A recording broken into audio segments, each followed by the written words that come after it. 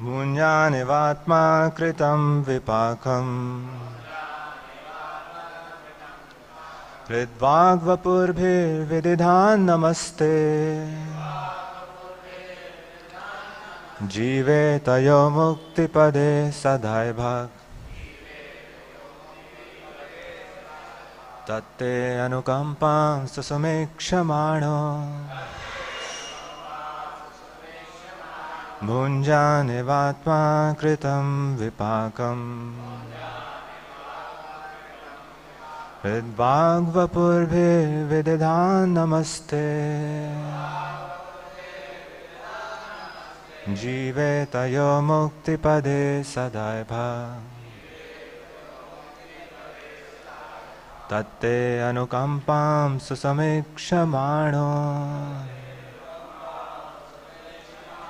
मुञ्जानिवात्मा कृतं विपाकम् हृद्वाग्वपुर्भिर्विदधान् नमस्ते जीवेतयो मुक्तिपदे सदैभाक्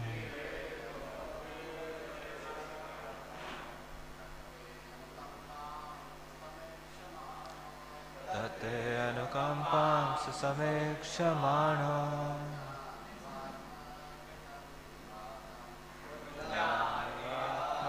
कृतं विपाकम्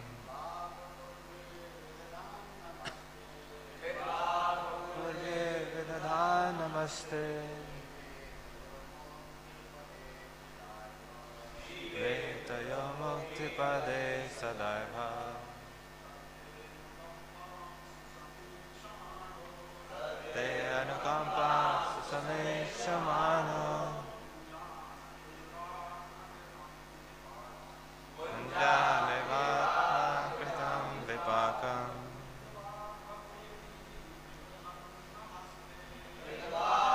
पुनर्विदधान् नमस्ते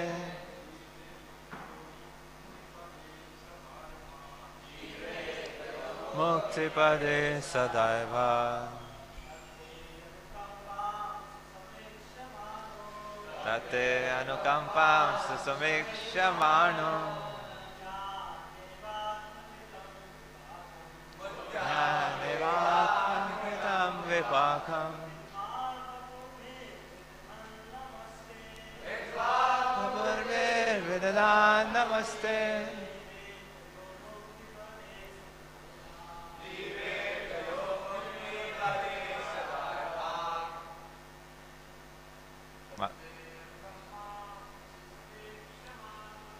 तत्ते अनुकम्पां सुसमीक्षमाणो मुञ्जानिवात्मा कृतं विपाकम्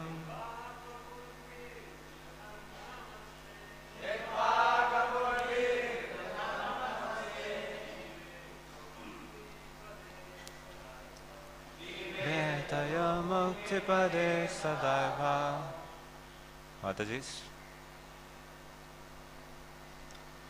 शब्दार्थ अनुवाद एवं तात्पर्य। हिज डिवाइन ग्रेस ऐसी भक्तिवेदांत स्वामी श्रील प्रभुपाद के द्वारा श्रील प्रभुपाद की तत् अतः ते आपकी अनुकंपाम दया की सुसमीक्षमाणा आशा रखते हुए मुंजानः सहन करते हुए एवं निश्चय ही आत्मकृतम अपने से किया गया विपाकम कर्मफल हृत हृदय वाक वाणी वपुर्भिः तथा शरीर से विदधन अर्पित करते हुए नमः नमस्कार ते आपको जीवित रहता है यह जो मुक्ति पद के लिए सह वह दायभाग असली उत्तराधिकारी।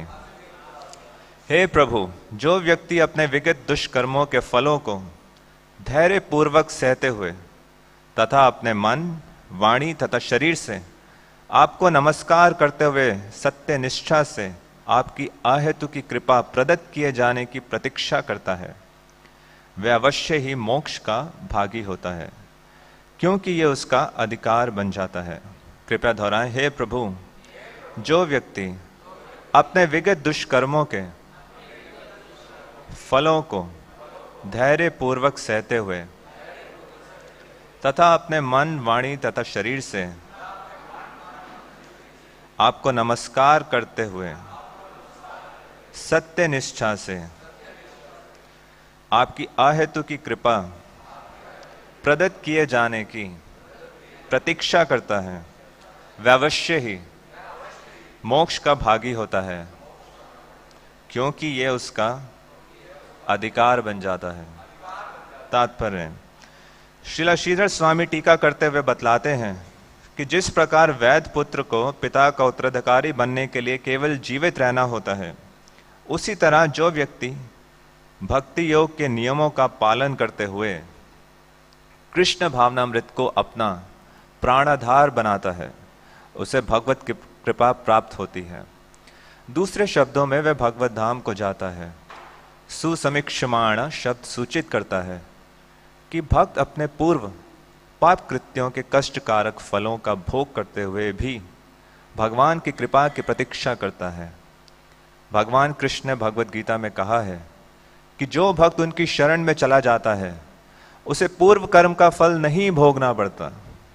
फिर भी चूंकि भक्त के मन में अपनी पूर्व पाप मनोवृत्ति के अवशेष रह सकते हैं, अतः भगवान कभी कभी अपने भक्त को दंड देते प्रतीत होते हैं, जो पाप के फलों जैसा हो सकता है।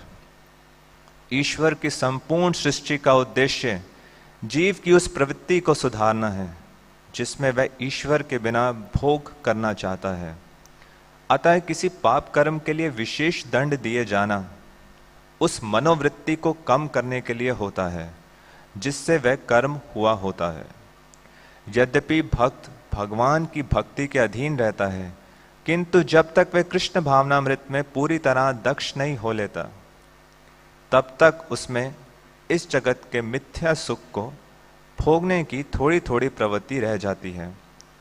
इसलिए भगवान इस बची हुई भोग प्रवृत्ति को समूल नष्ट करने के लिए विशिष्ट स्थिति उत्पन्न करते हैं।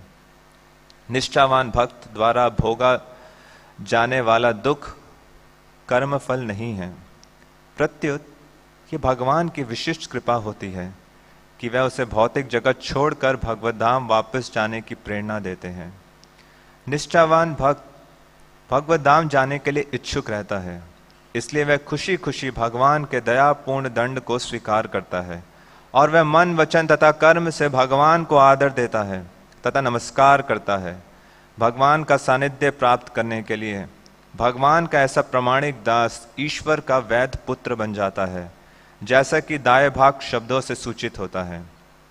जिस प्रकार स्वयं अग्नि बने बिना कोई भी व्यक्ति सूर्य के पास नहीं पहुंच सकता, उसी तरह कठोर शुद्धिकरण विधि का पालन किए बिना कोई परम पवित्र कृष्ण तक नहीं पहुंच सकता। यह शुद्धिकरण भले ही कष्ट जैसा प्रतीत हो, किंतु यह भगवान के हाथों द्वारा किया गया उपचार होता है। तो ये शब्दार्थ, अनुवाद और तात्पर्य श्रील प्रभुपाद जी के शिष्य को द्वारा है। ओम अज्ञानतिमिरन्धस्य ज्ञानञ्जनशलाकया चक्षुरुन्मिलितं येन तस्मै श्रीगुरवे नमः। श्रीचैतन्यमनोभीष्टं स्थापितं येन भूतले स्वयं रूप कदा मह्यं ददाति स्वपदान्तिकं। वन्देऽहं श्रीगुरो श्रीयुतापदकमलं श्रीगुरून् वैष्णवांश्च श्रीरूपं साग्रजातं सहगण रघुनाथान्वितं तं सजीवं साद्वैतं सावधूतं परिजनसहितं कृष्ण चैतन्यदेवं श्रीराधा कृष्णपादान् सहगण ललिता श्रीविशाखान्वितांश्च। हे कृष्ण करुणा सिन्धु दीनबन्धो जगत्पते गोपेश गोपिका कान्ता राधा कान्ता नमस्तुते। तप्त कांचन गौरांगी राधे वृंदावनेश्वरी। ऋष्भानुसुते देवी प्रणमामि हरिप्रिये वाञ्छाकल्पतरुभ्यश्च कृपा सिन्धुभ्येव च पतितानां पावनेभ्यो वैष्णवेभ्यो नमो नमः। नमः ॐ विष्णुपादाय कृष्णपृष्ठाय भूतले श्रीमते भक्तिवेदान्त स्वामिनिति नामिने। नमस्ते सारस्वते देवे गौरवाणी प्रचारिणे निर्विशेषा शून्यवादी पाश्चात्यदेशतारिणे। जय श्री कृष्ण चैतन्य प्रभु नित्यानंद श्री अद्वैत गदाधर श्रीवासादि गौर भक्त वृंद। हरे कृष्णा कृष्णा हरे हरे हरे राम राम राम हरे हरे। हरे कृष्णा। आप सभी का स्वागत है आज के श्रीमद् भागवतम कक्षा में। और श्रीमद् भागवतम का एक श्लोक जो शायद प्रथम स्कंद से लेकर दशम स्कंद के लगभग हर संदर्भ में श्रीला प्रभुपाद जी ने तात्पर्य में कोट किया है, वो ये वर्ष है, तत्य अनुकंपा सुसमीक्षमाना। बहुत ही महत्वपूर्ण श्लोक है। इसी एक श्लोक में गौड़ीय वैष्णव सिद्धांत के बहुत सारे पहलू पर प्रकाश डाला गया है। ये एक ऐसा श्लोक है जो बताया गया है कि माया के द्वारा स्क्रीनिंग फिल्टर टेस्ट, कौन भगवत धाम जाएगा। आईटी का स्क्रीनिंग एग्जाम्स होते थे ना, या कोई कॉम्पिटिटिव एग्जाम होता है, स्क्रीनिंग किस लिए, कौन योग्य व्यक्ति है उसमें एडमिशन के लिए उस पर्टिकुलर कॉलेज में। तो वापस भगवत धाम जाने के लिए जो स्क्रीनिंग टेस्ट है वो ये वाला श्लोक है, तत्य अनुकंपा सुसमीक्षमाना। साथ ही साथ इस श्लोक में आध्यात्मिक जीवन का सिलेबस भी दिया गया है कि किस पहलू पे, किन किन पहलू पर हमें तैयारी करनी है आध्यात्मिक जीवन में। और साथ बहुत दोनों थ्योरी और प्रैक्टिकल एस्पेक्ट दोनों ये चीज़ें कवर करता है। साथ ही साथ कई सारे जो मूलभूत कृष्ण भावनामृत की वैल्यूज़ हैं जो स्वयं श्री चैतन्य महाप्रभु ने भी अपने जीवन से, और जो उन्होंने 8 श्लोक दिए हैं उसमें तीसरा जो श्लोक है, त्रनाद अपि सुनिचेन तरोर अवि सहिष्णुना, कि कैसे धैर्य, जो पेशेंस, सहनशीलता और डिटर्मिनेशन का क्या भूमिका है एक भक्त के जीवन में, इसके बारे में पता चलता है। तो जो आज का जो प्रेजेंटेशन है मैंने मुख्यतः 3 भागों में डिवाइड किया है।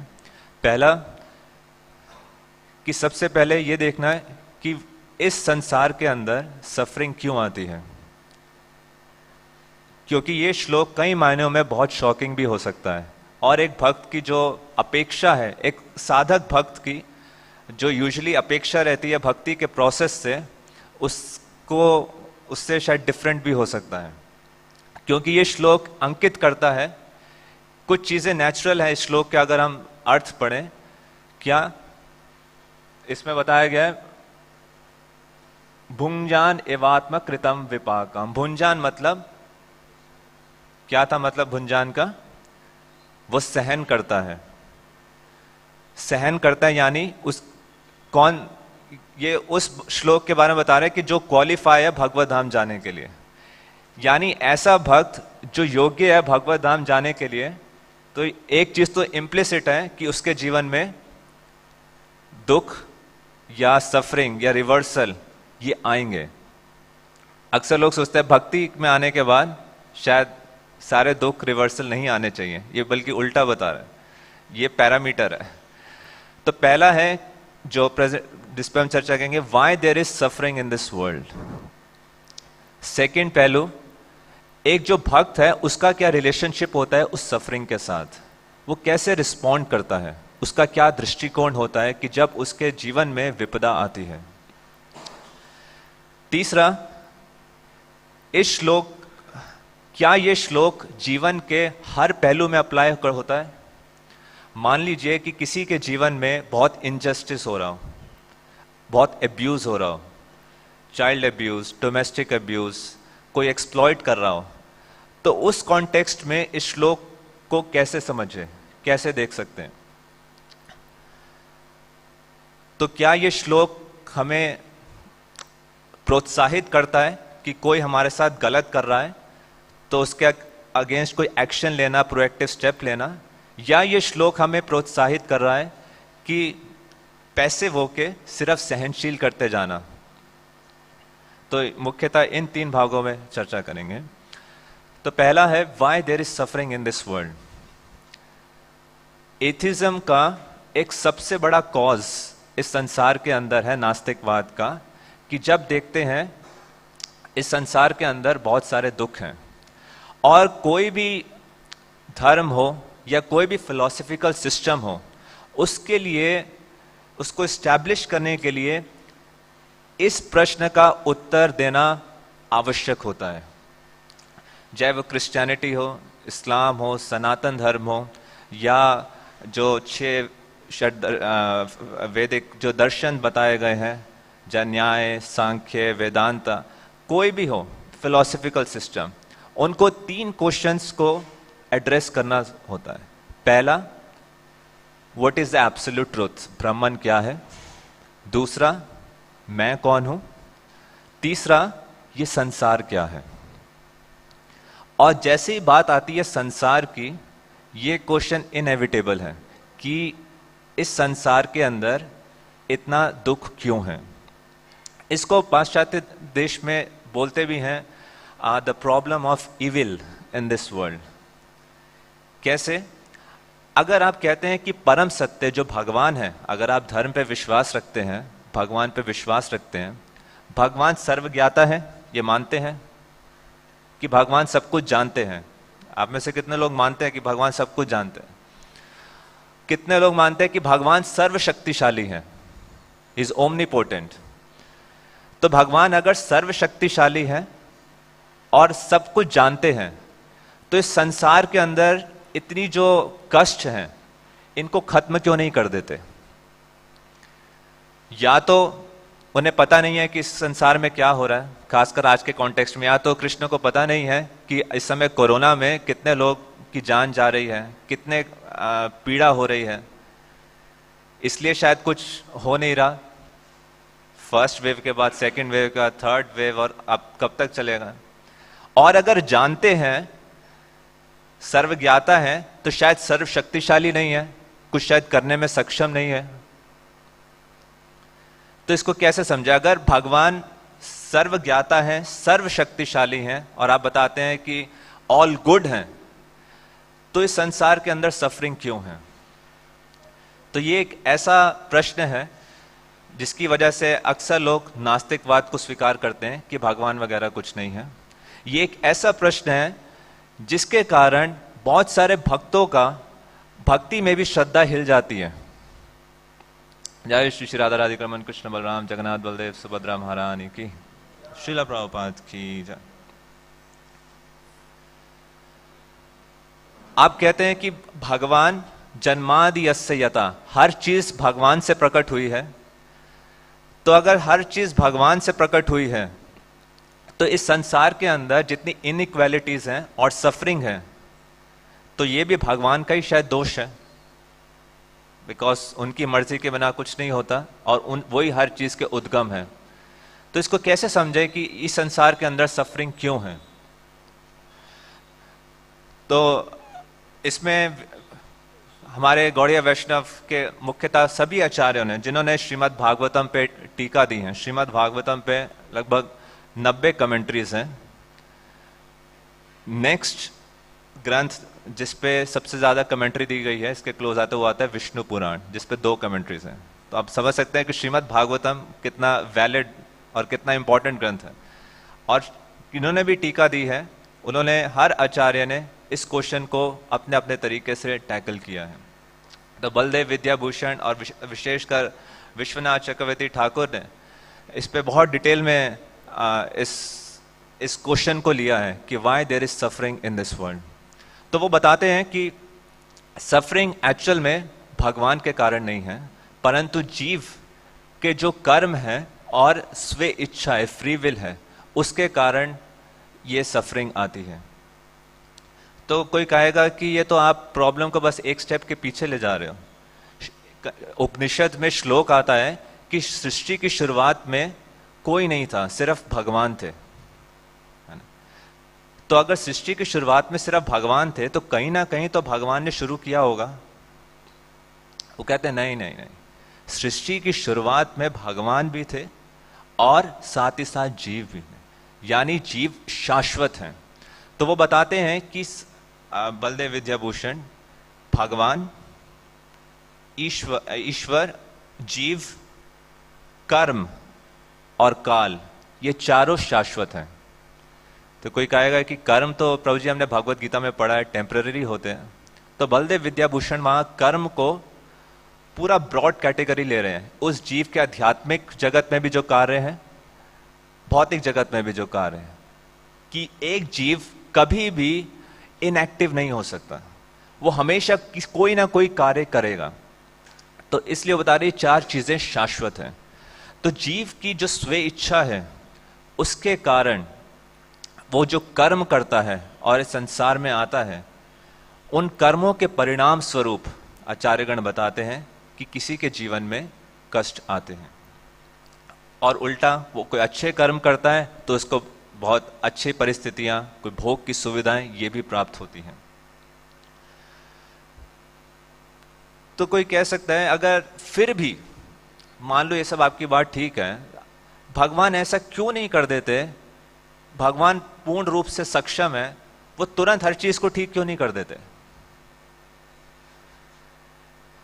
मैं कई ऐसे भक्तों को जानता हूं जो सिर्फ इस क्वेश्चन के आंसर की वजह से कृष्ण भावनामृत छोड़ के चले गए हैं कि अगर भगवान सब कुछ करने में सक्षम है, कि कर्म वर्म की बात ठीक है, तो वो तुरंत अपना इंटरफेयर करके सब कुछ ठीक कर दें। भगवान तो सब कुछ करने में सक्षम है ना, सबके कर्मों को हर ले। तो आचार्यगण बताते हैं कि दोनों तरीके से अगर भगवान अगर ऐसा करना प्रारंभ भी कर दें, वो तुरंत सब कुछ ठीक कर दें, तो भगवान के अंदर, इस संसार के अंदर कोई एक इफेक्टिव कॉज ही नहीं होगा। मतलब कोई चीज किसी पैटर्न के अकॉर्डिंग चलेगी नहीं। मान लीजिए जैसे ग्रेविटेशन है, आपको पता है ऊपर से चीज छोड़ेगी नीचे फेंके आएगी आएगी, ये फिक्स्ड एक लॉ है। कभी ऐसा हुआ ऊपर से फेंका, कभी नीचे आ गई और कभी नहीं गई। तो कोई भी लॉ बहुत ही एब्रप्टली इस संसार के अंदर वर्क करेगा, और विशेषकर फिर भगवान के अंदर भी इस प्रकार के दोषारोपण होंगे कि इस परिस्थिति के अंदर उन्होंने एक तरीके से कार्य किया, इस परिस्थिति के अंदर दूसरे, कोई भी एक सिस्टम ऑफ फंक्शनिंग इस संसार के अंदर नहीं रह जाएगा। साथ ही साथ आचार्यगण बताते हैं कि ये भगवान की एक्चुअल में महानता है कि वो हर चीज कर सकते हैं, परंतु अपने आप को रिस्ट्रेन करते हैं कि किसी भी जीव की स्वे इच्छा के अंदर अपने आप को इंटरफेयर नहीं करते। ये भगवान की करुणा और बहुत महानता है। अक्सर इस प्रश्न पर बहुत चर्चा होती है कि जीव इस सृष्टि के अंदर क्यों आया, वो आध्यात्मिक जगत में था, सब कुछ अच्छा था। तो आचार्यगण बलदेव विद्याभूषण बताते हैं कि फ्री विल का अर्थ ही यही है कि इसके पास फ्रीडम है। उस फ्रीडम का कोई लॉजिकल बेसिस नहीं है और वो इनएक्सप्लिकेबल है, यानी वो उस जीव की स्वे इच्छा है, वो पूर्ण रूप से उस दायरे के अंदर स्वतंत्र है, वो अपना चुनाव कर सकता है। और बताते हैं अगर जीव के पास स्वे इच्छा नहीं है, स्वे इच्छा सिर्फ प्रेम का आधार नहीं है, स्वे इच्छा जीवन का आधार है। कोई ऐसा जीव जिसके पास स्वे इच्छा नहीं है तो वो मृत है। Symptom of life is free will. तो स्वे इच्छा के कारण जीव अपना अलग अलग कार्य करते हैं, जिनके फलस्वरूप कर्मों के अकॉर्डिंग उनको या तो कुछ रिवर्सल्स आते हैं या कुछ फेवरेबल सिचुएशंस आती हैं जो उस जीव को भोगनी होती है। तो ये पहला था कि why there is suffering in this world. परंतु अगर किसी के पास ये सफरिंग आती भी हैं, तो जैसे कि श्लोक में ब्रह्मा जी बता रहे हैं कि एक भक्त उनसे किस प्रकार से डील करता है। तो क्या कहते हैं, तत्ते अनुकंपा सुसुमिक्षमाणा। सबसे पहले वो क्या करता है, सुसुमिक्षमाणा। सुसुमिक्षमाणा मतलब, सुमिक्षण मतलब इसका अर्थ है प्रतीक्षा करता है, आस लगाए रखता है, उम्मीद करता है। कैसी उम्मीद लगाए रखता है, सुसुमिक्षमाणा। एक है सुमिक्षमाणा और एक है सुसुमिक्षमाणा, कि बहुत ही गहरी आशा, बहुत ही प्रगाढ़ आशा। तभी आया सुमिक्षमाणा। किस चीज की आशा? अनुकंपा। किसकी अनुकंपा? ते अनुकंपा। ब्रह्मा जी कृष्ण से प्रार्थना कर रहे हैं उनके सामने कि आपकी अनुकंपा की प्रार्थना, आपकी अनुकंपा की सुस्मिक्षमाणा, बहुत गहरे रूप से आश लगाए रखता है। और साथ ही साथ क्या करता है? भुंज्ञान एवात्मा कृतम विपाकम। भुंज्ञान यानी सहन करता है। किस चीज को सहन करता है? आत्मकृतम, उसके खुद के द्वारा किए गए हुए कार्य।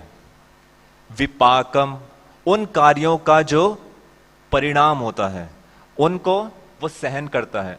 कृतम विपाकम। तो अगर कोई सहन करता है तो सहन करता हुआ क्या वो आराम से बैठा रहता है? नहीं। हृदवाग वपुर्भिर विदिधान नमस्ते। उसको सहन करते हुए उस परिस्थिति में भी वो क्या करता है? विदिधान, अर्पित करता है। क्या अर्पित करता है? नमस्ते, अपना नमन, अपना नमस्कार, अपना रिस्पेक्टफुल ओबिसेंसेस। तो वो नमन कैसे करता है? सिर्फ फॉर्मली कि हाँ सब कुछ ठीक है, नहीं। 3 चीजों से, हृद वाग वपुर्भिर, 3 चीजों से वो भगवान का प्रणाम अर्पित करता है उस विपरीत परिस्थिति में भी। हृदय से, हृद वाक, वाक मतलब वाणी से, वपु मतलब शरीर से, शरीर से, वाणी से और हृदय से अपना प्रणाम आपको अर्पित करता है। और उसका फलस्वरूप क्या होता है? जीवेता यो मुक्ति पदे सदाय भाग। दाय भाग का अर्थ है उसका प्रमाणिक रूप से अधिकार बन जाता है। किस पर? जीवेत मुक्ति पदे, मुक्ति पदे। ये वही श्लोक है जो अद्वैत आचार्य ने भी, जब सार्वभौम भट्टाचार्य का ट्रांसफॉर्मेशन हुआ था श्री चैतन्य महाप्रभु से 7 दिन वार्तालाप के बाद, तो उन्होंने इस शब्द को बदल के क्या कर दिया था? भक्तिपाद। तो कहते मुक्ति से, मुक्ति नहीं चाहिए, भक्तिपाद। पर श्री चैतन्य महाप्रभु ने बताया यहाँ मुक्तिपाद का अर्थ क्या है? मुक्ति जो सदैव कृष्ण के चरणों में रहती है, यानी कृष्ण की सेवा में रहती है। कई आचार्यगण बताते हैं कि भागवतम के 10 विषय हैं, जिसमें से जो सबसे 10वां विषय क्या है? आश्रय। और आश्रय से पहले 9वां विषय है मुक्ति। तो कह रहे मुक्ति पदे, यानी कृष्ण के पदों में जो आश्रय ग्रहण कर रहे हैं वो है मुक्ति। तो यहां पर इसलिए वो व्यक्ति भगवत धाम में जाकर आपके चरण कमलों को प्राप्त करने का वो अधिकारी बन जाता है। जीवे तय मुक्ति पदे सदाए भाग। तो आप देखेंगे श्रीमद् भागवतम में पहले स्कंद से लेकर 12वें स्कंद तक सारे के सारे जो प्रसंग हैं एक तरह से इसी श्लोक की ओर इंकित करते हैं। श्रीमद् भागवतम में कोई एक भी ऐसी केस स्टडी नहीं है कि एक भक्त आराम से बैठा हुआ है एसी के अंदर, अपना माला करता हुआ, सब कुछ ठीक चल रहा है, प्रसाद आ रहा है सब, और वो भगवत धाम चला गया। हर भक्त के जीवन में बिल्कुल रिवर्सल दिखाए गए हैं। एक ऐसा व्यक्ति जो पूरी पृथ्वी का राजा था, अचानक से उसके पास एक सूचना आती है कि 7 दिन बाद आपकी मृत्यु हो जाएगी। एक ऐसा बच्चा जिसके पिता ने उसको मर्डर करने की चेष्टा की, प्रहलाद महाराज। एक ऐसा परिवार जो किसी पिकनिक पे गया हुआ है और वाटर स्पोर्ट्स आराम से मना रहा है, और तुरंत उनके लिए जीवन और मृत्यु, लाइफ क्राइसिस अचानक से आ गया। गजेंद्र के उसमें देखते हैं एक ऐसे परिवार जिसमें उस परिवार के सारे लेडीज ने मिलकर एक नवजात शिशु को जहर देके मार दिया गया, चित्रकेतु। और यही चित्रकेतु आगे जाके अप्सराओं के साथ भगवान का गुणगान कर रहे हैं और शिवजी को वो संबोधित करते हैं, शिवजी को एक तरह से उनका गुणगान करते हैं इनडायरेक्ट वे में। परंतु मिसअंडरस्टैंडिंग के अचानक से उनको शाप दिया जाता है कि मृत्यु हो जाए और तुम असुर बन जाओ। एक ऐसा अध्यात्मवादी जिसने सब कुछ छोड़ के भगवान की शरण ग्रहण कर ली, पूरी पृथ्वी का यश, पत्नी, बच्चे सब छोड़ के आध्यात्मिकता को स्वीकार किया है और उस मार्ग से उसका पतन हो गया। भरत महाराज एक ऐसा अध्यात्मवादी जो इतना गंभीर था कि वह पानी के नीचे जाके ध्यान लगा रहा है, फिर भी उसका पतन हो गया। एक ऐसा ब्राह्मण जो भगवान के लिए फूल लेने गया, जिसकी बहुत सुंदर पत्नी थी, परंतु किसी वेश्या से आकर्षित होकर उसने अपने पत्नी को और अपने जो पूरे माता पिता को त्याग दिया और उस वेश्या के साथ विवाह कर लिया, अजामिल। तो आप भागवतम में कोई भी प्रसंग देख लें, भागवतम की शुरुआत में जो सबसे पहली लीला आती है, सबसे पहला प्रसंग ही क्या है? महाभारत का युद्ध भूमि, महाभारत का प्रसंग जो युद्ध हुआ कि कैसे ब्रह्मास्त्र आ रहा है और अर्जुन कितने दुविधा में है। भागवतम किसके विषय में बता रहे हैं? एक ऐसा परिवार बचपन में जिसके पिता की मृत्यु हो गई हो, जिस घर में रह रहे हो उस घर में उनके साथ बहुत ज्यादा भेदभाव किया गया हो, उनके ऊपर जानलेवा कई बार हमले हुए हो बिना उनकी गलती के, तथाकथित, जिनकी पत्नी के साथ भरी सभा में उनको नग्न करने का प्रयास किया गया हो, युद्ध में जीतने के बाद भी निद्रा में उनके जितने बच्चे थे उनका सर काट दिया गया हो। तो ऐसे ऐसे प्रसंग श्रीमद् भागवतम है। Shrimad Bhagavatam is a book all about reversals in life. Why? Because this is the reality of this world, कि इस संसार के अंदर पदम पदम यत विपदाम न तेषाम, जैसे कि बताते हैं समुद्र में अलग अलग लहरें उठेंगी, लहरों को नहीं रोक सकते, उसी प्रकार इस संसार में प्रत्येक व्यक्ति, चाहे वो भक्त हो चाहे अभक्त हो, उसके जीवन में विपदाएं आएंगी ही आएंगी, परंतु वो उनके साथ किस प्रकार से डील करता है ये इस श्लोक में बताया है। तो इस श्लोक को, ये सारे प्रसंग में श्रीमद् भागवतम के श्रीला प्रभुपाद इस श्लोक को कोट करते हैं, और वो कोट करते हुए क्या क्या बताते हैं? पहला बताते हैं अलग अलग प्रसंग में कि वो भक्त किस प्रकार से इन विपदाओं से डील करता है। सबसे पहला प्रभुपाद बताते हैं, he takes responsibility himself for his past misdeed, एवात्म कृतम विपाकम भुंज्ञान एवात्म कृतम विपाकम। तो एक भक्त का मानसिकता ये नहीं होती कि मैंने ये सारे कर्म कर दिए हैं और भगवान अब आप मेरा खाता जीरो कर दो और मेरे को इसका कुछ भी फल प्राप्त ना हो। परंतु प्रभुपाद कह रहे हैं एक भक्त इस गैर जिम्मेदार का बिल्कुल उल्टा होता है। ही टेक्स रिस्पॉन्सिबिलिटी। किस चीज की रिस्पॉन्सिबिलिटी? आत्मकृतम विपाकम, कि ये मेरे द्वारा जो कर्म किए गए हैं उसके फलस्वरूप ये मुझे परिणाम मिल रहे हैं। तो रिस्पॉन्सिबिलिटी का क्या अर्थ होता है? दो चीजें प्रभुपाद बताते हैं। पहला, he agrees to suffer the result of his past life. बहुत ही महत्वपूर्ण है। एक भक्त इस चीज से सहमत होता है कि अगर उसके जीवन में विपदा आ रही है, उस विपदा को स्वीकार करने के लिए वो सहमत होता है आंतरिक रूप से।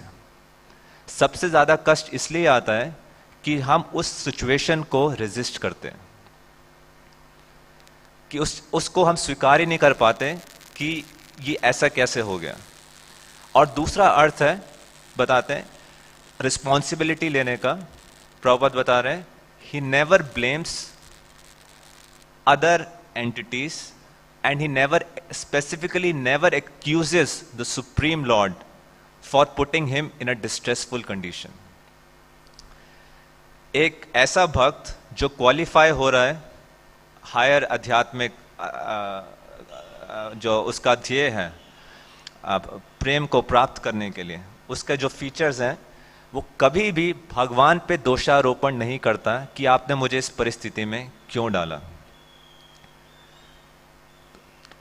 दोषारोपण का एक अर्थ है, कैसे समझ आता है दोषारोपण है, कि वो प्रैक्टिकल लाइफ में मैनिफेस्ट होता है गुस्से के रूप में। तो इसलिए एक भक्त, प्रभुपाद लिख रहे हैं, अ devotee is never angry with his master, he is satisfied with the position his master offers. साथ ही साथ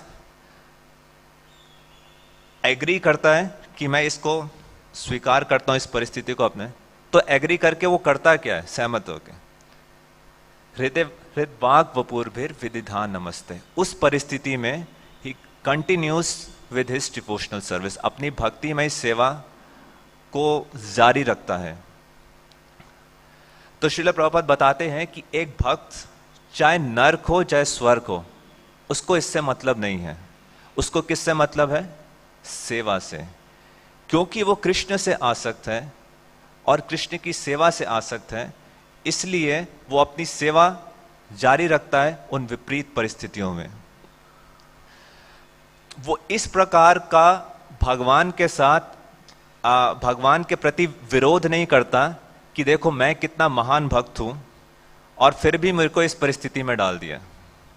मैं 16 माला कर रहा हूं 25 साल से, मैंने आज तक एक भी नियम नहीं तोड़ा, रोज मंगल आरती करता हूं, भगवान को रोज तुलसी अर्पण करता हूं, भोग लगा के ही खाता हूं सिर्फ, फिर भी भगवान आपने मेरे साथ ऐसा कर दिया।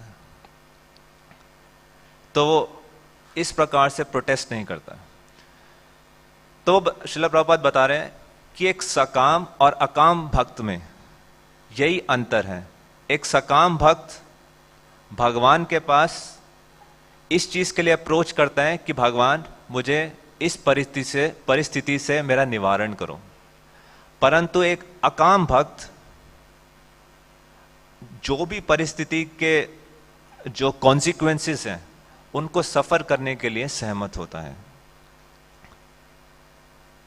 और साथ ही साथ श्रील प्रभुपाद बताते हैं कि ये जो परिस्थिति है इसको वो एक मौके के रूप में देखता है। He sees danger as an opportunity। किस चीज का मौका? कि वह भगवान को बहुत सिंसियरली और बिना किसी डाइवर्जन के उन पर फोकस कर सकता है।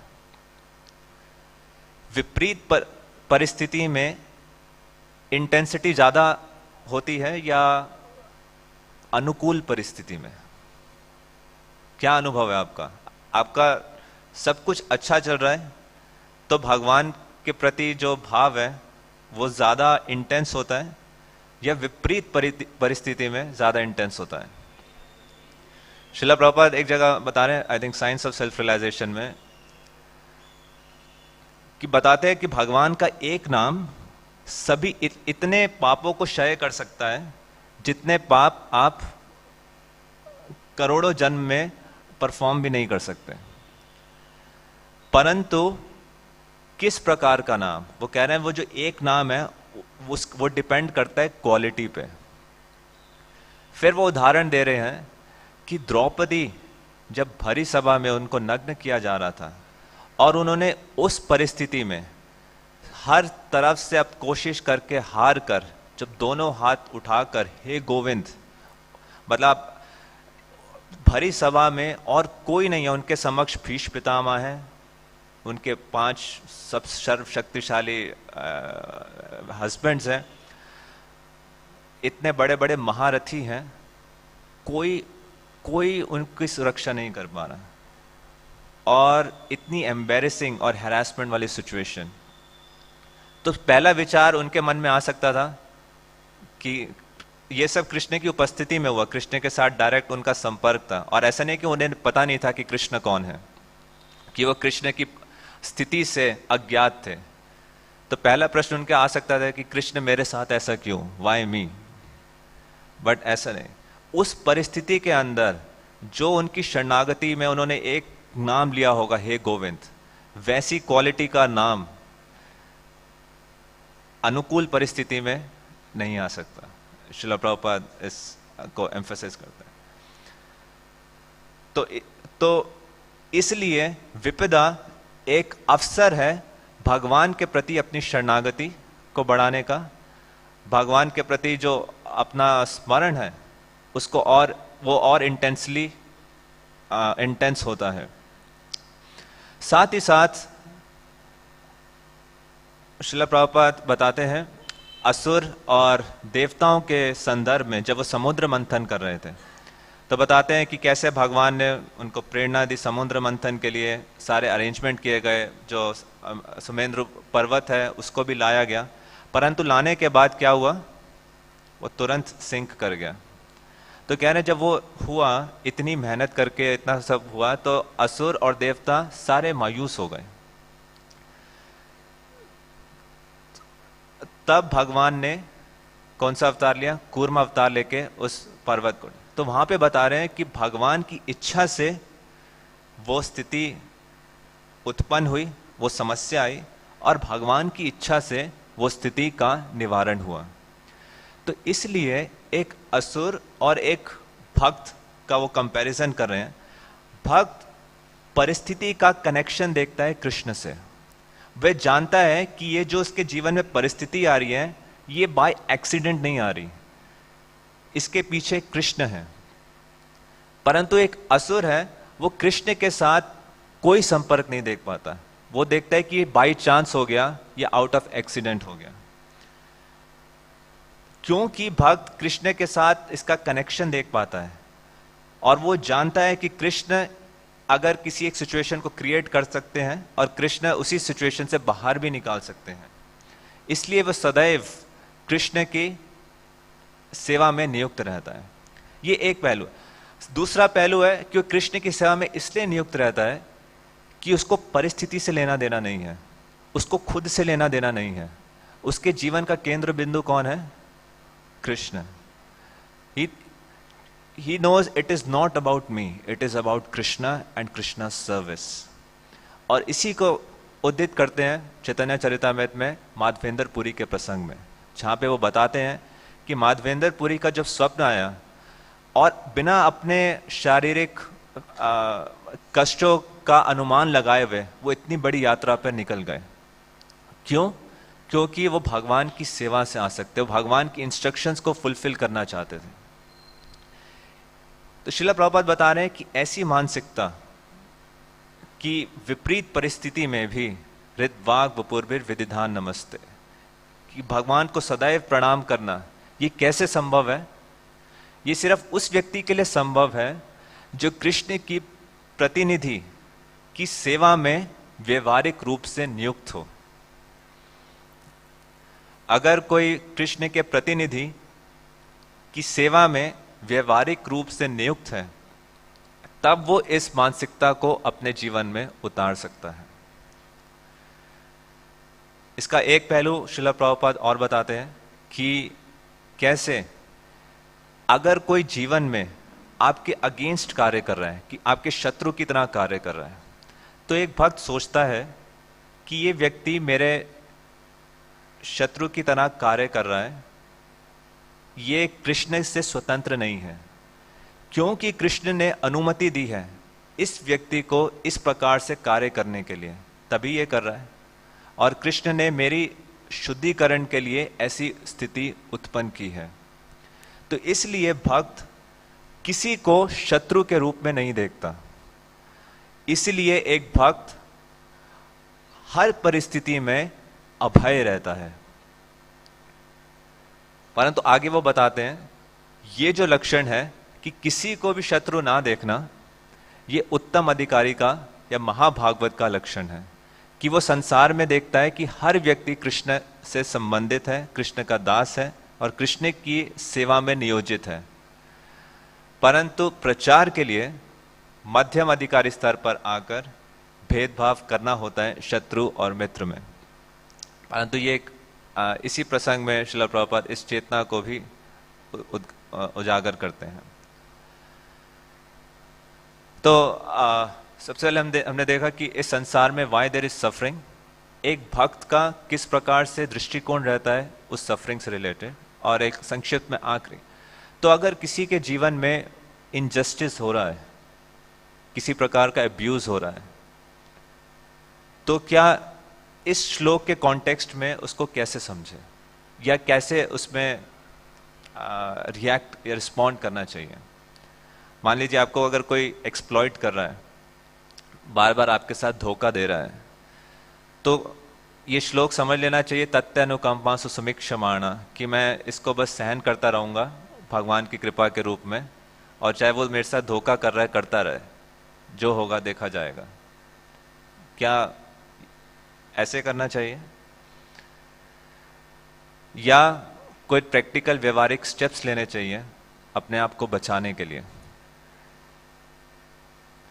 क्या लगता है आपको इस श्लोक के संदर्भ में? यहां साफ साफ लिखा है तत्यानुकंपा सुसमीक्षमाणा। प्रहलाद महाराज ने, उनकी जान पे जानलेवा हमला हुआ, क्या उन्होंने कुछ अपने आप को रिस्पॉन्ड बचाया, कोई ऐसा कार्य किया? तो हमें कैसा करना चाहिए? स्वीकार कर लेना चाहिए सब कुछ, या?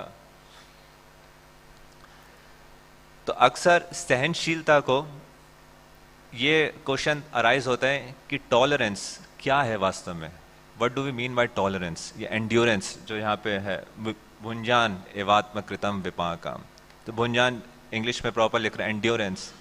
सहनशीलता का अर्थ ये नहीं है पैसिविटी, सहनशीलता का अर्थ ये नहीं है कि प्रोएक्टिव एक्शंस ना लेना। सहनशीलता का एक अर्थ है कि ये जो परिस्थिति आई है, पहला इस परिस्थिति का भगवान के साथ कनेक्शन देखना, दूसरा ये देखना कि ये जो परिस्थिति है ये अचानक से नहीं है। अगर मेरे जीवन में कोई परिस्थिति है, ये समझना है कि इसमें मेरा कोई ना कोई रोल है।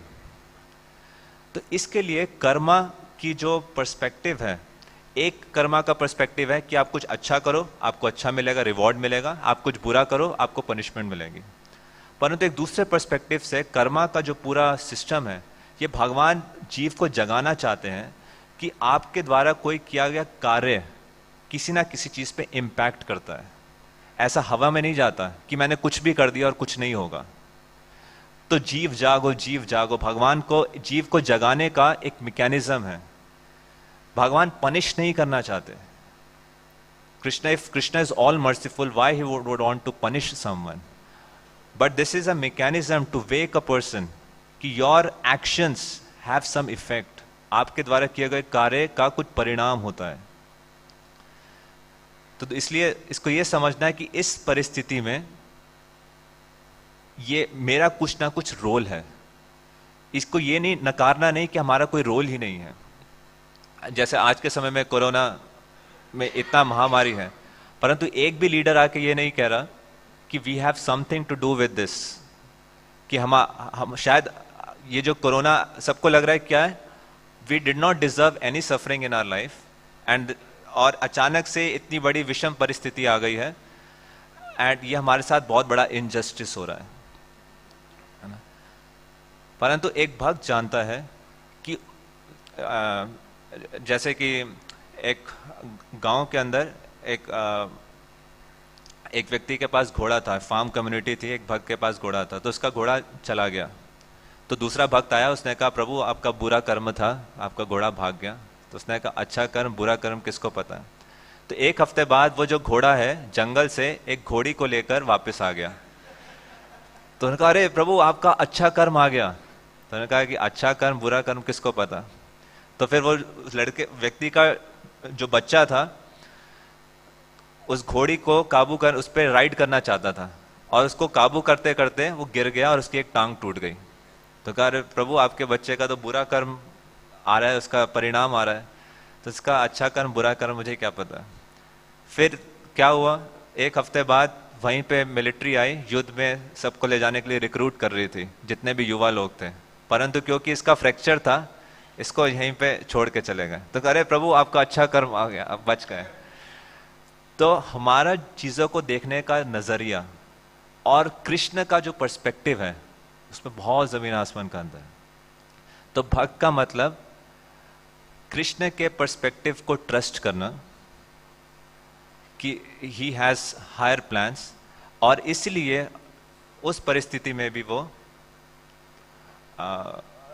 हृदय, वाक और वपु इसके माध्यम से वो नमस्कार अर्पित करता है।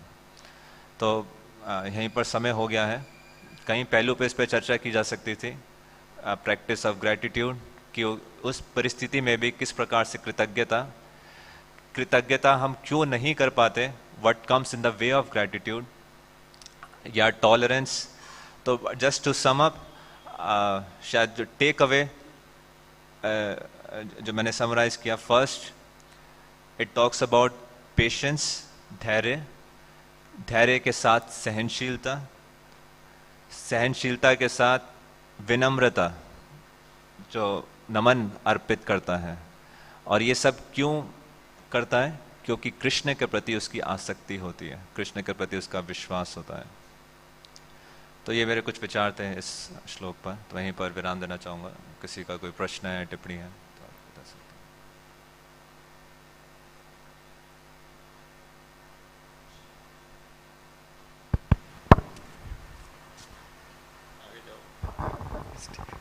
धन्यवाद प्रभु जी, बहुत सुंदर तरीके से आपने ये एक्सप्लेन किया। तो एक चीज़ जो था मैं पूछना चाह रहा था कि ऐसे जो डिफ़िकल्टीज आते हैं, रिवर्सल्स आते हैं, तो भक्तों को मतलब सेल्फ डिफेंस जो आप बता रहे थे कि मतलब किस हद तक लेना चाहिए और मतलब क्या पैरामीटर है। जैसे शास्त्रों में तो मतलब हार्डली कोई ऐसा एग्जाम्पल दिखता है कि जो मतलब रिवर्सल से आता है और उसको डिफेंड करने का प्रयास कर रहा हो, जैसे परीक्षित महाराज हो या अम्बरीश महाराज हो, वो तो पूरा सरेंडर हो जाते हैं भगवान को। तो हमारे लिए क्या प्रैक्टिकल है, हम कैसे जज करें कितना हमारा अननेसेसरी डिफेंस है और कितना हमारा सरेंडर है? Very interesting question. और सेल्फ डिफेंस का क्या रोल है एक भक्त के जीवन में, किस हद तक सेल्फ डिफेंस करना है और किस हद तक नहीं करना। तो श्रील प्रभुपाद बताते हैं जो आध्यात्मिक चेतना में जितना उन्नत होता रहता है, उसकी 4 मूलभूत आवश्यकताएं कम होती रहती हैं: आहार, निद्रा, भय, मैथुन, सेल्फ डिफेंस। जैसे आप देखेंगे रूप गोस्वामी सनातन गोस्वामी को चैलेंज करने आया वृंदावन में, उनकी स्कॉलरशिप को, पांडित्य को, परंतु इतने सिक्योर थे वो अपने रिलेशन कृष्ण के साथ रिलेशनशिप में कि सेल्फ डिफेंस की उनको नीड ही फील नहीं हुई। सेल्फ डिफेंस उतनी मात्रा में इंपॉर्टेंट होगा जितनी मात्रा में कृष्ण के साथ रिलेशनशिप में व्यक्ति इनसिक्योर होगा। जितना कृष्ण के साथ रिलेशनशिप में सिक्योरिटी बढ़ती जाएगी, सेल्फ डिफेंस की आवश्यकता कम होती रहेगी। परीक्षित महाराज क्यों नहीं किया? Because he was so convinced in his relationship with Krishna, he felt there is no need. Chitraketu, why? He has personally seen Krishna with his own eyes, और वो जानते थे कि उनकी कोई गलती नहीं है। बहुत इंटरेस्टिंग है, प्रभुपाद इसको बिल्कुल उल्टा लिख रहे हैं कि चित्रकेतु जानते थे कि मैंने कोई अपराध नहीं किया, मैंने कोई गलती नहीं की, फिर भी मेरे को ये सजा दी गई है, इसका मतलब देव नेत्रेणा, ये देव के द्वारा सुशोध, और इसलिए उन्होंने प्रोटेस्ट नहीं किया। और इसलिए आपका क्वेश्चन के बहुत सारे इम्प्लीकेशन बहुत इंटरेस्टिंग है। भीष्म देव स्वयं बता रहे हैं कि एक तो एस्पेक्ट हो गया कर्म की वजह से हुआ, बट भीष्म देव कह रहे हैं युधिष्ठिर महाराज इन सब के कर्मों का क्या लेन देन था। तो वो कह रहे हैं कर्म के अलावा कोई फैक्टर होता है क्या जिससे व्यक्ति के जीवन में सफरिंग आए? तो वो कह रहे हैं, फिर उन्होंने एनालाइज किया, if it's not karma then काल हो सकता है। काल क्या है? जो बताते हैं जैसे भगवान का सुदर्शन से उसकी तुलना की गई, और कैसे वो सृष्टि को संहार भी करता है, सृष्टि की शुरुआत भी करता है, कैसे काल कार्य करता है किसी जीवन का। परंतु फिर वो बताते हैं कि कैसे भगवान काल से परे हैं और भगवान के शुद्ध भक्त भी काल से परे हैं। तो फिर तीसरा फैक्टर कहते हैं, वो क्या है? दैव, यानी डेस्टिनी। तो डेस्टिनी के भी वो 3 अर्थ बताते हैं। डेस्टिनी में क्या क्या आता है? डेस्टिनी में एक हो सकता है कि प्रीवियस कर्म का जो रिजल्ट है, एक टाइम से रिलेटेड हो सकता है, परंतु तीसरा है भगवान की इच्छा, कृष्ण की इच्छा। तो जितनी मात्रा में ये विजन होगा कि how Krishna is, if he is able to see Krishna, और जितनी कृष्णा कॉन्शियस में लेस डेवलप होगा, वो कृष्ण का हाथ नहीं देख पाएगा, और उतनी मात्रा में सेल्फ डिफेंस की आवश्यकता होगी। तो इसलिए अपनी पोजीशन पे ऑनेस्ट रहना चाहिए, हायर स्टेजेस को इमिटेट नहीं करना चाहिए।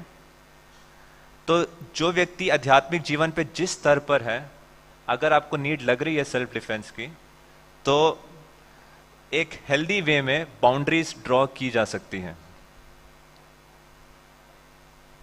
सो that is my understanding for this. Yes प्रभु। हाईग्री भक्त दे दो, देन वहीं से चलो दे दो। हरे कृष्णा प्रभु जी, बहुत बहुत धन्यवाद। आपके श्रीमुखों से उत्तम मुक्ति पद को कैसे प्राप्त करें इसके बारे में हमने सुना, लेकिन जिस प्रकार आपसे सुना कि विकट परिस्थिति में भक्ति अच्छे से की जाती है, साधारणतः अजामिल के विषय में तो ये बात आती नहीं कि उन्होंने विकट परिस्थिति में भक्ति किस प्रकार करी थी, तो इसके विषय में कुछ होता है? किसके? सॉरी, अजामिल के विषय में कि उन्होंने विकट परिस्थिति में भक्ति की थी। अजामिल? हाँ, उन्होंने विकट परिस्थिति में भक्ति कब की, कैसे की, इसके विषय में बताएं कुछ।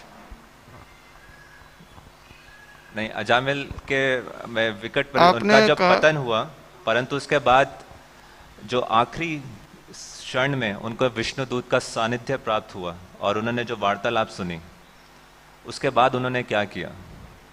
सोचो, 90 साल का बूढ़ा व्यक्ति जो अपने परिवार से, अपने बच्चों से पूर्ण रूप से आसक्त था, उस एक कन्वर्सेशन के बाद उसके हृदय में क्या परिवर्तन हुआ?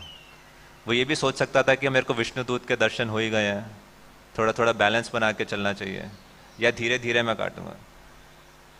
तो उस उम्र में भी वो हरिद्वार गए और वहां जाके तपस्या की। हरिद्वार ये कहाँ गए? हरिद्वार जाके उन्होंने तपस्या का जीवन अनुग्रहण किया और भगवान को प्राप्त किया। तो ये है उनके लिए जीवन संकट था, उस परिस्थिति के बाद जैसे जो उनको अवसर मिला उसमें उन्होंने किया। और विकट परिस्थिति में व्यक्ति उतनी अच्छे से भक्ति तभी कर पाएगा जितना फेवरेबल पोजीशन में उसने कितना इन्वेस्ट किया है। जी, हृद्वाग वपूर्व विदिधान नमस्ते, ये तब तक संभव नहीं है कि आप फेवरेबल पोजीशन में ग्रेटिट्यूड अगर भगवान को एक्सप्रेस नहीं कर रहे हैं। वहाँ जब डीटी वर्शिप कोर्स था, हमें एक एक्सरसाइज दी गई थी कि आप कभी भी मंदिर कक्ष में आए तो कृष्ण के समय we should have at least 10 things to say thank you for. तो और ये लिस्ट समय के साथ बढ़ती रहनी चाहिए कि जब भी मंदिर आए, मान लीजिए इसको प्रैक्टिकली कैसे कर सकते हैं, तो शरीर से हम प्रणाम करते हैं, वाणी से भगवान को धन्यवाद कर सकते हैं। तो क्या आप कोई 10 चीजें सोच सकते हैं जिसके लिए आप कृतज्ञ हैं? तो वो है कृतज्ञ का बिल्कुल ऑपोजिट हमारा लाइफ जाता है। पहला कृतज्ञ का ऑपोजिट क्या है पता है आपको? कृतज्ञ ग्रेटिट्यूड क्यों नहीं हो पाता? तो इस पे बहुत सारी रिसर्चेस हुई हैं, उसके 2 मुख्य कारण निकाले गए हैं। फर्स्ट है scarcity and second is fear of dark. मतलब स्केर्सिटी मतलब हमेशा इस चीज का ये लगाना कि मेरे पास जीवन में पर्याप्त नहीं है। आप सुबह उठे, पहला विचार क्या आता है? मेरी पर्याप्त नींद नहीं हुई। सोने से पहला आखिरी विचार क्या आता है? मैंने पर्याप्त रूप से कार्य नहीं किया आज के दिन में। मेरे पास पर्याप्त रूप से धन नहीं है, पर्याप्त मात्रा में मेरे पास सौंदर्य नहीं है, पर्याप्त मात्रा में मेरे पास समय नहीं है, पर्याप्त मात्रा में मैं अच्छा गा नहीं पाता, पर्याप्त मात्रा में मैं पढ़ नहीं पाता, पर्याप्त मात्रा में बुद्धिमान नहीं हूं। तो हमेशा scarcity, that we don't have enough in our life, that comes in the way of gratitude। और दूसरा बताए fear of darkness। fear of darkness मतलब कि कि मेरे पास बहुत कुछ है, आशीर्वाद है, परंतु अगर उस आशीर्वाद को एक्नॉलेज करने में मेरे को डर लगता है कि क्योंकि ये टेम्परेरी है, मेरे हाथ से चला जाएगा। और इसका उदाहरण क्या है? मान लीजिए कोई माँ है, उसका छोटा बच्चा है, अपने बच्चे को सोते हुए देख रही है और वो इतनी प्रसन्न है, इतनी खुश है कि उसका बच्चा इतने आसान और उसके अंदर इतना हैप्पीनेस है, परंतु तो तभी क्या विचार आएगा मन में कि उसके साथ कुछ बुरा ना हो जाए। एक ऐसा चित्र आ जाएगा कि उसके साथ कुछ बुरा हो रहा है। किस लिए? क्योंकि हमें लगता है कि अगर हम ऐसे चित्रों को अपने मन में लाएंगे तो वास्तव में जब वो परिस्थिति आएगी तो मेरे को कम हर्ट फील होगा, परंतु ऐसा नहीं है, तब भी उतना ही हर्ट फील होता है। तो इसलिए फेवरेबल कंडीशन में जो जितना ग्रैटिट्यूड प्रैक्टिस करता है, अनफेवरेबल कंडीशन में तभी संभव है। बहुत बहुत शुक्रिया आपका। हरे कृष्ण। आई एग्री भक्त प्रभु। किसी ने जाना है प्लीज आप जा सकते हैं, ऑलरेडी टाइम हो गया। यस प्रभु। एक छोटा सा क्वेश्चन था मुझे। बाय दिस वर्स ऐसा लग रहा है कि a devotee is always waiting for the lord's mercy. So the question is what is that mercy he is waiting for? Because in other context it is said that जीवेता यो मुक्ति पदे सदाय भाग, to return to Krishna's association, to serve him. That is the mercy is waiting for. Just to complete that दाय भाग, ये mercy की वो अवेट कर रहा है। दाय भाग का अर्थ है to inherit kingdom of God, कि कृष्ण के सानिध्य को प्राप्त करना कृष्ण की सेवा में। इस कृपा कि वो अभी एंड्योर कर रहा है। तो ऑलमोस्ट सारे आचार्यगण ये बताते हैं, जीव गोस्वामी, सनातन गोस्वामी, विश्वनाथ चक्रवर्ती ठाकुर, अगर इस श्लोक के आप उनकी कमेंट्री पढ़ेंगे तो अगर व्यक्ति एंड्योर करता है, वो इसलिए एंड्योर करता है कि उसको कृष्ण का सानिध्य प्राप्त हो भगवत धाम में, जिससे वो ज्यादा सेवा कर सके भगवान की।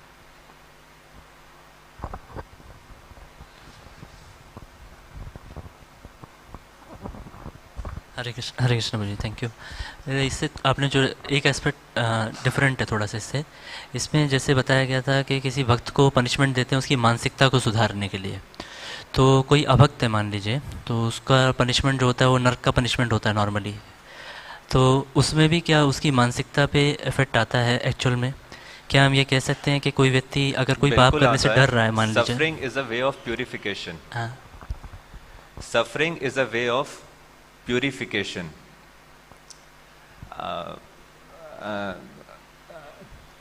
किसी व्यक्ति को जेल क्यों भेजा जाता है? जेल का मुख्य उद्देश्य उसको पनिश करना नहीं है, उसका उद्देश्य है उसकी मानसिकता को सुधारना। तो उसी प्रकार से किसी के जीवन में कष्ट आते हैं, उसका सिर्फ और सिर्फ एक ही उद्देश्य है, इस पूरे भौतिक जगत का एक ही उद्देश्य है कि जीव की मानसिकता को सुधारना। तो इसके अंदर में मान लीजिए किसी व्यक्ति को अगर ऐसा देखने मिलता है कि प्रेजेंट ह्यूमन लाइफ में उसको किसी पाप करने से डर लगता है कोई पर्टिकुलर, तो इसका कारण ये है कि ऐसा कहा जा सकता है इस पर्टिकुलर पाप को जब उसने किया था उसका रिजल्ट उसको मिला नर्क में, उसके इम्प्रेशंस, उस सफरिंग के इम्प्रेशंस इतने हैं कि वो पर्टिकुलर पाप करने से डरता है वो। This is the way it his mentality is changed. इससे ब्रॉडर क्वेश्चन पूछ सकते हैं कि व्यक्ति की मानसिकता कैसे निर्मित होती है। पाप का जो कारण है, जो वो एक एस्पेक्ट है, यानी उसके पास्ट एक्सपीरियंसेस। पास्ट एक्सपीरियंसेस एक वे है मानसिकता को शेप करने का। दूसरा वे है एसोसिएशन, जैसे संग में है, उसकी क्या इच्छाएं हैं, कौन से गुण में है, सतोगुण, रजोगुण, तमोगुण। तो ये अलग अलग पहलू हो सकते हैं उसकी मानसिकता को करने का। But this is also one way, ये punishment is also one way. Punishment is one way, yes, because punishment is his experience.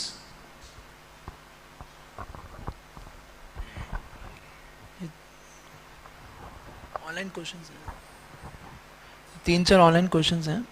एक राजकुमार अरोड़ा पूछ रहे हैं, विपत्तियां स्वयं पर आने पर सब कुछ जानते हुए भी हम स्वयं को नहीं संभाल पाते, ऐसी अवस्था में हम स्वयं को कैसे संभालें? कि जब विपत्ति नहीं आई तब अच्छे से संभाल लें और उस समय की गई हुई प्रैक्टिस विपत्ति में काम आती है। एक रीजन ये है। दूसरा, अच्छा आपने ये क्वेश्चन पूछा, इसमें साथ में ये भी डिस्कस किया जाएगा, what is the role of asking for help in context to this verse. क्या हम दूसरों की सहायता मांग सकते हैं या दूसरों को सहायता दे सकते हैं? यस। तो जब नहीं संभाल पा रहे तो भक्तों से सहायता मांगे एक दूसरे। पीयूष मिश्रा का क्वेश्चन है, विपरीत परिस्थिति में भगवान का नाम स्मरण तो होता है पर उसमें हेतु अपने आप आ जाता है। भगवान कृपा करें और इस परिस्थिति से मेरी रक्षा करें। How to handle this situation? ये स्वाभाविक है, यही सकाम भक्त का स्तर है। अकाम और सकाम में यही अंतर है। और सकाम ऐसा नहीं है बुरा बताया गया, उनको भी पुण्य वर्च्यू बताया गया, they are also very virtuous. तो ये भाव आ भी रहा है तो कोई दिक्कत नहीं है, भगवान की शरण लेते रहे। जस्ट रिमेंबर कृष्णा, ये इनके इन प्रकार इन, दैट्स ऑल। पदमधारी विष्णु क्वेश्चन पूछ रहे हैं कि आपने बताया कि भगवान का क्वालिटी नाम अनफेवरेबल सिचुएशन में लिया जा सकता है, भगवान का शुद्ध नाम तो किसी सिचुएशन पे डिपेंड नहीं करता, कैसे समझे? भगवान का शुद्ध नाम किसी सिचुएशन पे डिपेंड नहीं करता, सही है, परंतु भगवान का शुद्ध नाम अपने आप से भी नहीं लिया जाता। It is given to you, it descends. So one of the way of giving is through this miserable condition. शोभात्मा को पूछ रहे हैं कि when we are suffering we becomes weak in sadhana, what to do in such a condition? When we are suffering we becomes weak in sadhana. We become weak in sadhana. What to do in such a condition so that we can be steady in Krishna consciousness? Even in weak sadhana be grateful to Krishna. That this is where I am, and it is an opportunity to understand how insignificant I am in front of Maya, in this world, how helpless I am. So it's a cause for again Hridvag Vapurbhir, and then continue doing that. एक भक्त मनोज चावला वो कह रहे हैं, अभी मैं hospital में हूँ और मेरा ऑक्सीजन लेवल कम हो गया है, अब इस सिचुएशन में मैं कैसे क्या करूँ? So chant Hare Krishna, remember Krishna internally, Hridvag Vapurbhir. The shlok Brahma says Hridvag Vapurbhir Vididhan Namaste. उस कंडीशन में अभी एटलीस्ट ये क्यूरोसिटी आई, मैं क्या करूं, this is a positive sign.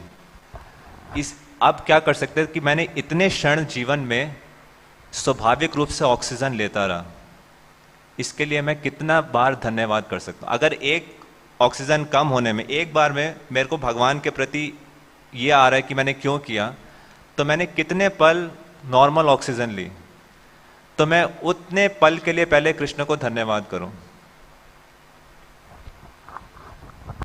और साथ ही साथ प्रॉपर मेडिकल ट्रीटमेंट लें।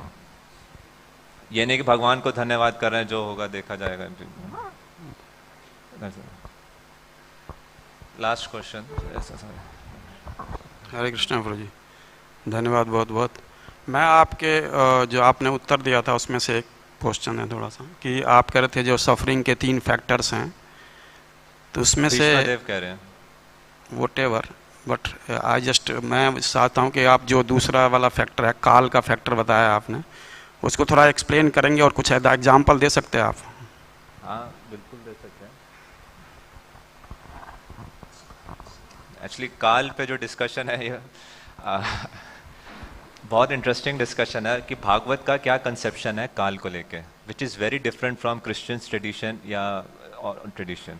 दे सी काल in terms of linear, and they see with time हर चीज़ कैसे प्रोग्रेस करती है।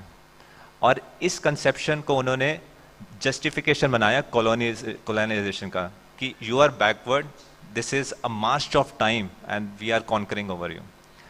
और इसलिए वो आप देखेंगे वो बहुत सिस्टमेटिक है अपनी पूरी हिस्ट्री और उसको प्रिजर्व रखने में, क्रोनोलॉजिकल ऑर्डर में। बट भागवतम पुराण में आपको कहीं क्रोनोलॉजी और वो सब नहीं मिलेगी। वाई?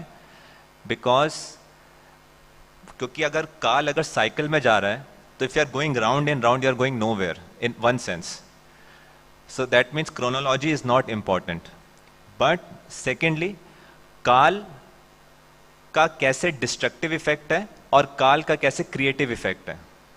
इसका मतलब काल, time is a very active participant in the life of a person. जैसे आप देखेंगे जो बलि महाराज का जो प्रसंग आता है उसमें उनको गुरु कहते हैं कि अभी काल ठीक नहीं है, you wait for the right time to. That means at least सिर्फ इसको समझना, काल has a very active role in one's life.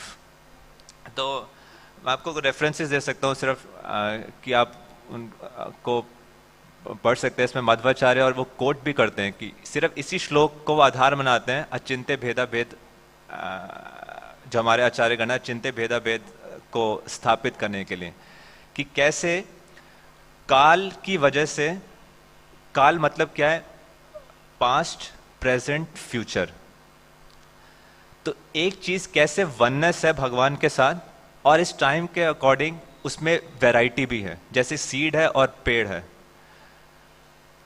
तो काल की वजह से कैसे किसी चीज में अंतराल भी आते हैं।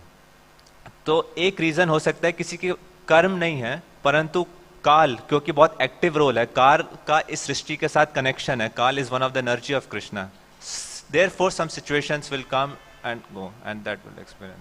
So, although I'm not very clear in explaining these terms, but it's a. Thank you so much. Yes, please. आपका जो थैंक यू, जो पूरा कॉन्सेप्शन था और एक आध क्वेश्चंस भी आए, और बेसिकली आपके एक्सप्लेनेशन से मेरे को वो चीज़ ज़्यादा, द्रौपदी का जब आपने एग्जांपल दिया तो वही मुझे जो the idea of intensity when you are in like in adverse situation. तो मैं समझता हूँ कि इसका अगर आप इसको अगर आप परवर्टेड रिफ्लेक्शन भी देखें तो इसका जो एक्चुअल रिफ्लेक्शन है, you see always, that's why विरह और विप्रलंबा is always glorified more because then the intensity is higher, so that it is basically the same reflection. तो कोई ये ना समझे कि सिर्फ इसी दुनिया में जो है जब आदमी जो है मुसीबत में होता है तो शुद्ध मतलब नाम की इंटेंसिटी सबसे ज़्यादा होती है। So even if you see the character of Radha Rani, the intensity is maximum when she is away from Krishna. So I believe there's a continuity even in the spiritual world in the purest form, and here it is a perverted, but that's how it works. Thank you. Thank you so much. 9:25 हो गए। हरे कृष्णा प्रभु जी, thank you so much. आपने किसी को अगर जाना है आप प्लीज जा सकते हैं। हरे कृष्णा प्रभु जी, थैंक यू सो मच, आपने इतनी अच्छी बात बताई। प्रभु जी मुझे आपसे एक चीज़ पूछनी है। आपने बोला कि जैसे सफरिंग जो संसार में होती है, जितनी भी सफरिंग होती है, इसका मकसद एक ही होता है कि प्रभु की भक्ति में आए। लेकिन जैसे मैंने अपनी लाइफ में कई लोगों को देखा है, मतलब मेरे फ्रेंड्स में, अपनी फैमिली में भी, कि जिनके ऊपर सफरिंग आती है, हर बंदे का अलग अलग पर्सपेक्टिव होता है। और उसमें मैंने ये भी देखा कि मैंने पढ़ा था कि अगर भगवान की सफरिंग आपके ऊपर आ रही है और आप भगवान के रास्ते पे जा रहे हो, उसका मतलब भगवान की कृपा है। अगर भगवान की सफरिंग आ रही है और आप भगवान की तरफ नहीं जा रहे हो, मुझे नहीं पता कितनी रियलिटी है, तो उसमें लिखा था कि भगवान की कृपा इतनी नहीं है। तो हम उस चीज़ में क्या करें? मान लो जैसे कि मेरे घर परिवार में कोई है या मैं ही हूँ कि जिसके अंदर मैं एक पॉइंट पे तो सफरिंग में भगवान की तरफ जा रहा हूँ, इन एक पॉइंट पे मैं गिव अप करके गलत रास्ते पे चले जाता हूँ कि भगवान कुछ नहीं है। मैं अपने आप को कैसे संभालूं और अपने जो प्रियजन को उनको कैसे संभालूं कि मुझे पता है कि वो गलत रास्ते पे जा रहे हैं और वो सही नहीं है। So that is actually a very valuable gift by Krishna, the free will of a jiva. अगर सफरिंग से सारे भगवान के पाथ पे ही आ जाते हैं तो ये indirectly way of controlling a person है कि या मेरी भक्ति करो नहीं तो चाबी घुमा के। So Krishna is very merciful, he never interfere, although he can, he fully can, that is his glory, how much self restraint he has on himself. He never interferes with the free will of a person, कि किसी की स्वतंत्र इच्छा में बाधा नहीं डालता। अब दूसरा पहलू जो आपने पूछा कि मैं अपनी स्वतंत्र इच्छा का कैसे इस्तेमाल करूं, तो ये at some point of time in life, you have to understand it is your personal choice. आपको ये जिम्मेदारी लेनी होगी किसी ना किसी point of time पे कि ultimately this choice depends upon me and I want to surrender to Krishna. This decision और किसी factor से influence नहीं. अगर मैं करूँगा तो लोग क्या कहेंगे, नहीं करूँगा तो शायद मेरे में बहुत कष्ट आएंगे, तो मेरा गोल कृष्ण नहीं है, कष्ट से बचना है. But when I want to develop a relationship with Krishna, and it is my voluntarily decision. There is absolutely no other influence. Then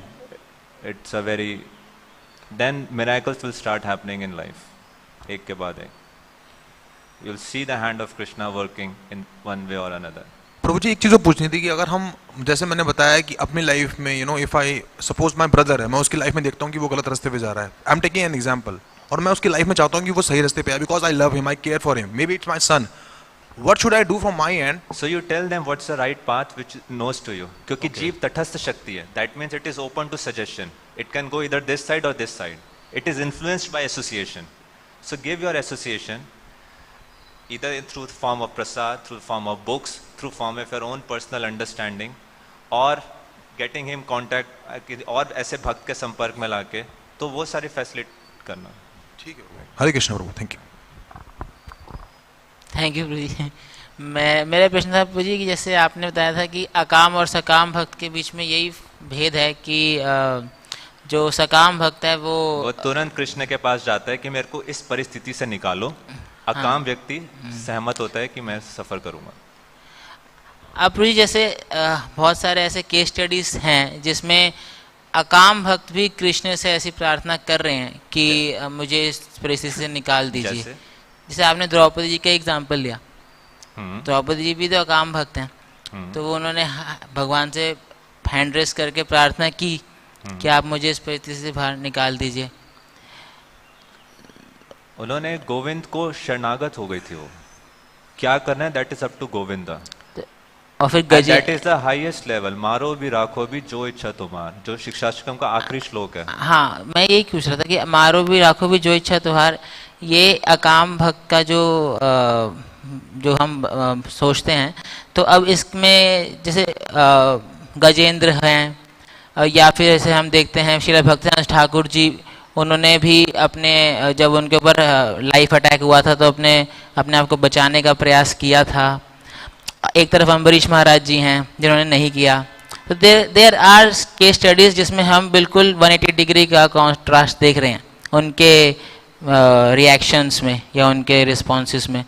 तो हाउ टू अंडरस्टैंड दैट ये भी अकाम भक्ति का ही एक पहलू है जब उन्होंने ऐसा कुछ किया, रिएक्ट किया अपनी सुरक्षा के लिए.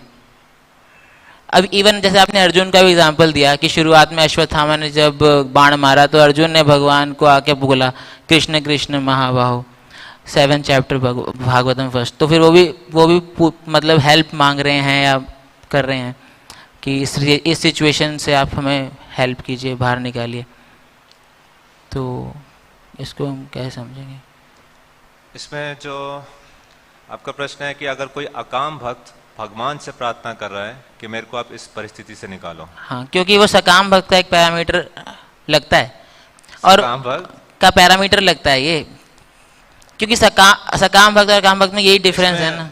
एक आंसर जो मैं दे सकता हूँ जो रूप गोस्वामी बताते हैं, अन्य भिलाषिता शून्यम ज्ञान कर्मादि अनावृतम, जिसमें इता वाला जो आपको भी पता है एक्सप्लेनेशन कि when there is a life attack, it's a mode of survival which is very natural for a जीवा.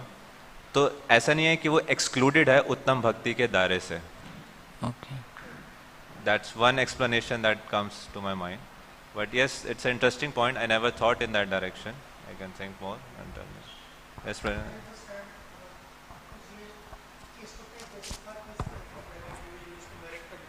और केस को उसके मेरिट पे देखना पड़ेगा, क्योंकि जैसे इसको जनरलाइज करना इस तरीके से कि जो प्रार्थना कर रहा है वो सारे सकाम है और जो प्रार्थना नहीं कर रहे हैं वो अकाम, वो बेवकूफ़ भी तो हो सकता है. ठीक है ना. तो आई मीन इसको इस तरीके से ओवर जनरलाइजेशन जो है, somebody can be very stunned. जैसे क्या बोला था कि शेर सामने आ जाए, you become stunned, you don't run and you die. So that doesn't mean he has become akam because he is stupid enough to say like. So the point is her case को देखना पड़ेगा. मेरी understanding है जैसे यही criteria जब उन्होंने भक्ति सिद्धांत ठाकुर का लाया है तो वो प्रभुपाद का भी है. Why did प्रभुपाद आस्क कि आप मेरे लिए प्रार्थना करो? The idea जब is डेविड ने अटैक किया प्रभुपाद वेंट अवे. हाँ, तो मेरी अंडरस्टैंडिंग जो है इसका काफ़ी लिंक जो है पर्पस से भी होता है.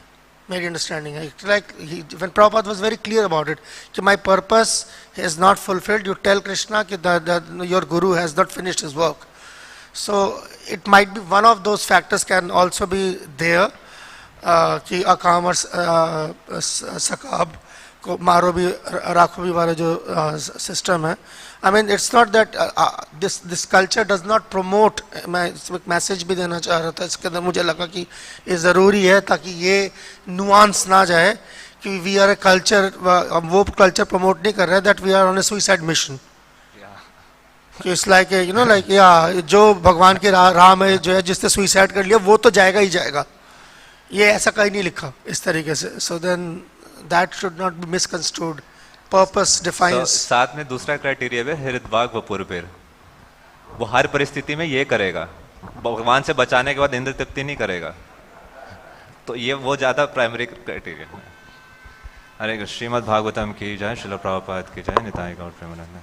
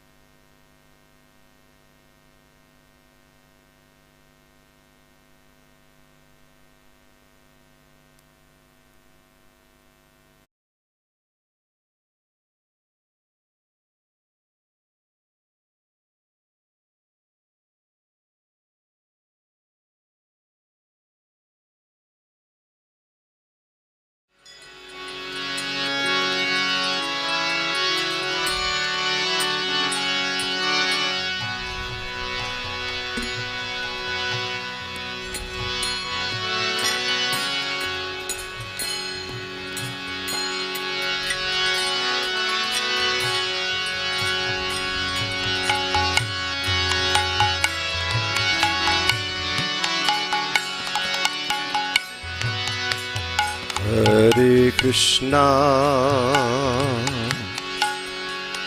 Hare Krishna,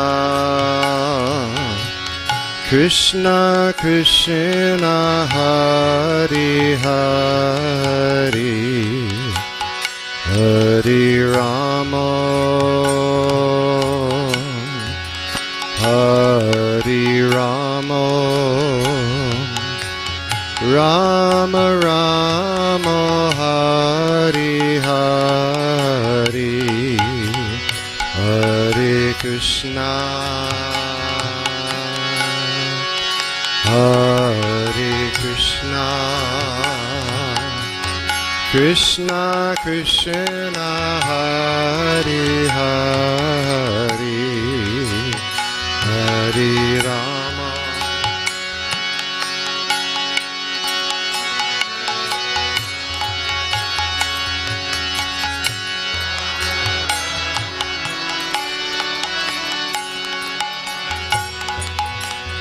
Hare Krishna, Hare Krishna, Krishna Krishna, Hare Hare, Hare Rama, Hare Rama, Rama Rama, Hare Hare, Hare Krishna, Hare Krishna, Krishna Krishna, Hare Hare, Hare Rama,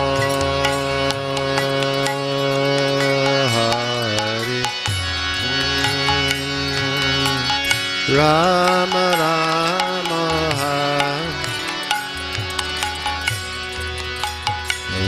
Hare Krishna,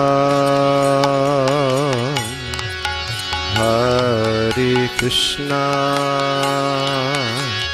Krishna Krishna, Hare Hare, Hare Rama, Hare Rama, Rama Rama, Hare Hare, Hare Krishna.